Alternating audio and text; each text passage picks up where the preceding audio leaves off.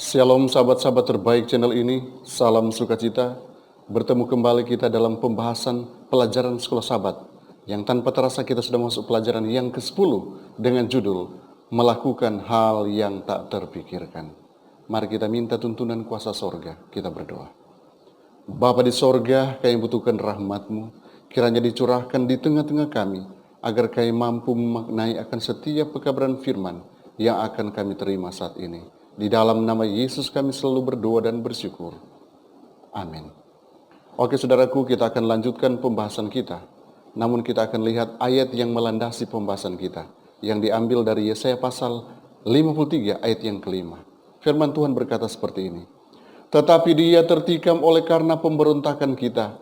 Dia diremukkan oleh karena kejahatan kita. Ganjaran yang mendatangkan keselamatan bagi kita ditimpahkan kepadanya.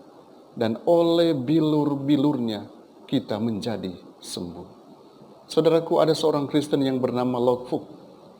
Dia adalah keturunan Tiongkok dan dia tergerak hatinya oleh belas kasihan. Dia ingin menyampaikan Injil keselamatan kepada orang-orang sebangsanya yang ada di perbudakan di Afrika. Dia ingin bagikan Injil pengharapan kepada mereka. Namun dia tidak tahu bagaimana dia harus ke sana. Dia tidak memiliki akses untuk ke sana. Solusi yang dia ambil adalah menjual dirinya menjadi budak selama 5 tahun.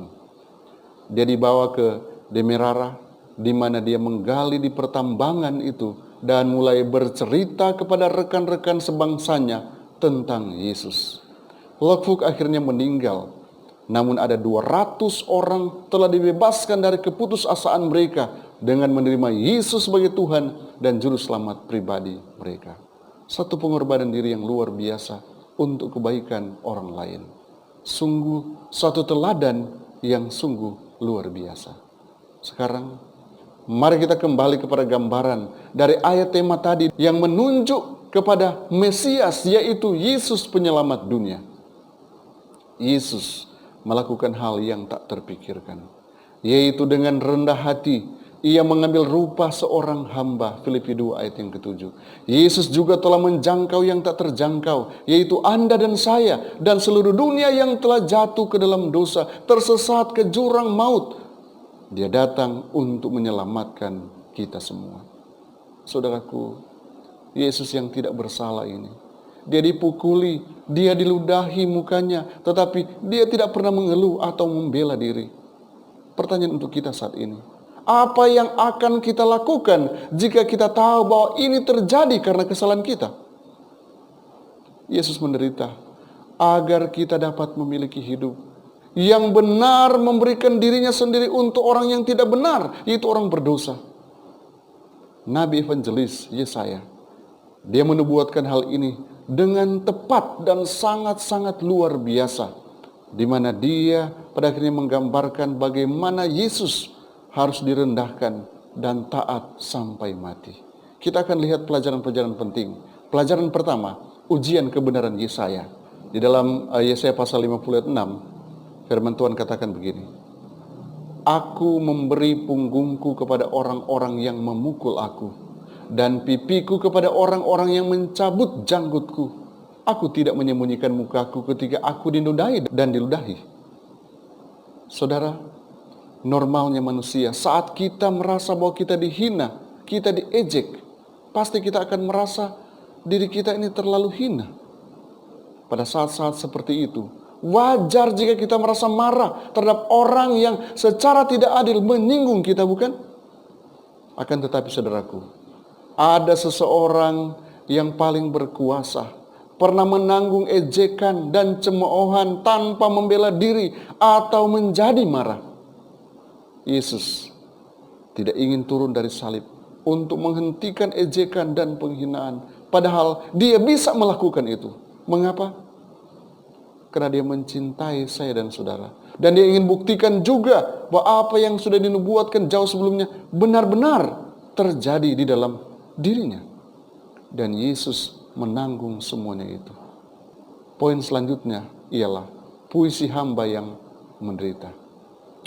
Yesaya pasal 52 ayat yang ke-13 sampai Yesaya pasal 53 ayat yang ke-12.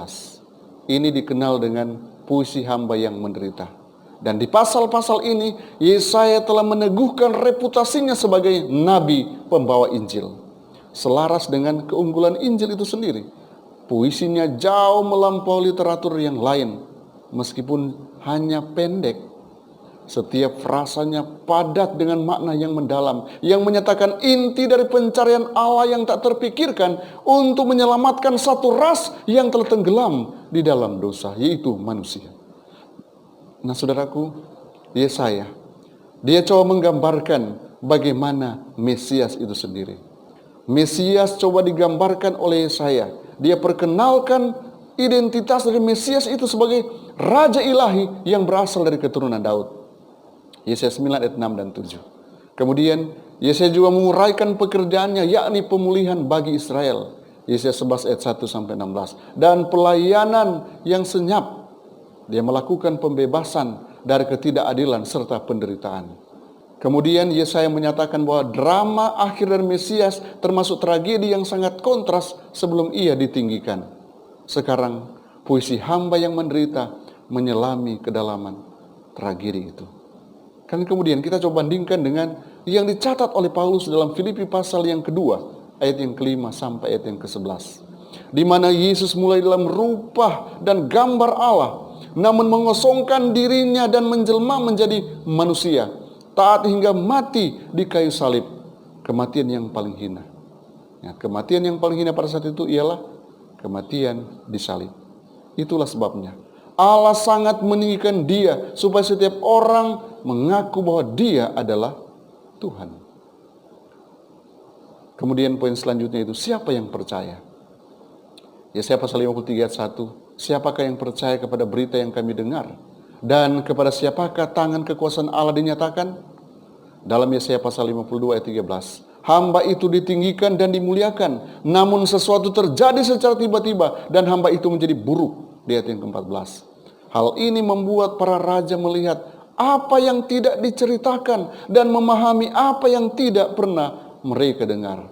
Hamba ini, yaitu Yesus, tidak bercacat, tetapi dia juga masih menderita.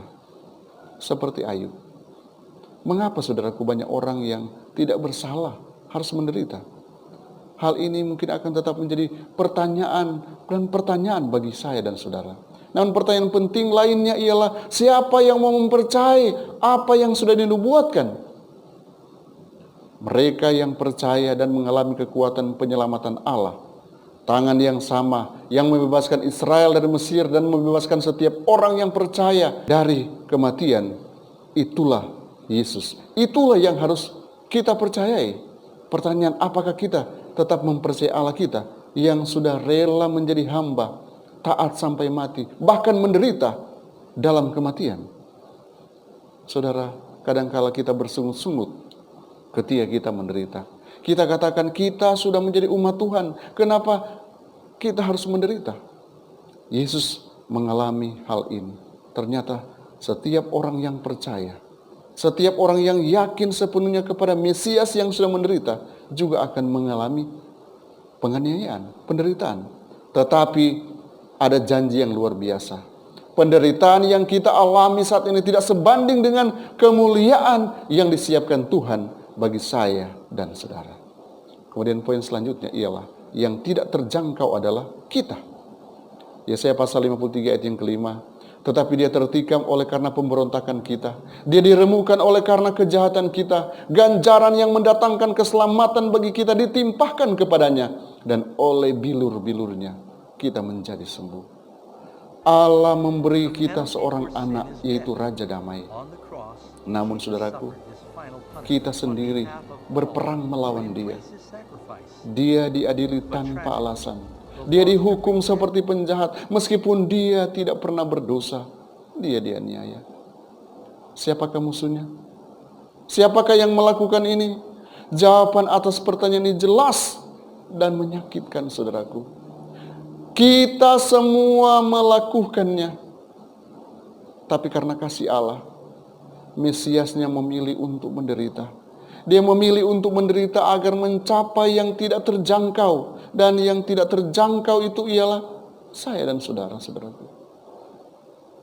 Di dalam buku God's Amazing Grace, pena inspirasi mencatat, satu harga yang mahal telah dibayar untuk kita.